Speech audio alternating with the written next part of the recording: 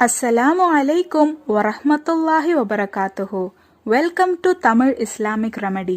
இன்றைய காலகட்டத்துல நம்மள நிறைய பேரு காசு தேடி ஓடிட்டு இருக்கோம். ஆனா நம்ம எவ்வளவுதான் சம்பாதிச்சாலும் அது நம்ம கையிலேயே நிக்க மாட்டேங்குது. இதே சில பேரோட வாழ்க்கையில பாத்தீங்கன்னா அவங்க சம்பாதிக்கிறது குறைவா இருந்தாலும் தனக்கும் தன்னோட குடும்பத்திற்கும் அளவா செலவு செஞ்சு மிச்சமானதை சேமிக்கவும் செய்வாங்க.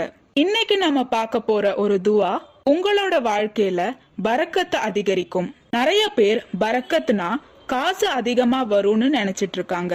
ஆனா அது தவறு. பரக்கத்துன்றது அல்லாஹு தஆலாவோட ஒரு அனுகிரகம்.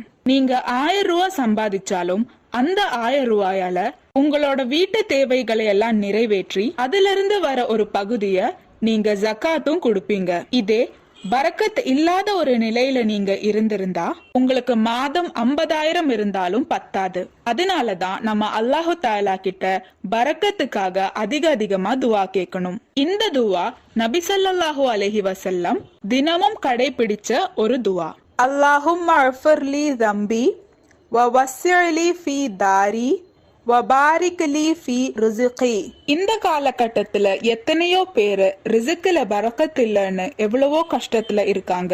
தினமும் தொழுக முடிஞ்சதுக்கு அப்புறம் இந்த துவாவை அல்லாஹு தஆலா கிட்ட கேளுங்க. அல்லாஹு தஆலா நிச்சயமா உங்க வாழ்க்கையில பரக்கத்தை அதிகரிப்பான். இந்த துவாவோட அர்த்தம், யா அல்லாஹ், என் பாவங்களை நீ மன்னித்து என் வீட்டில் அபிவிருத்தியை தந்து என் செல்வத்தில் பரக்கத்தை செய்வானாக. இன்ஷா அல்லாஹ்.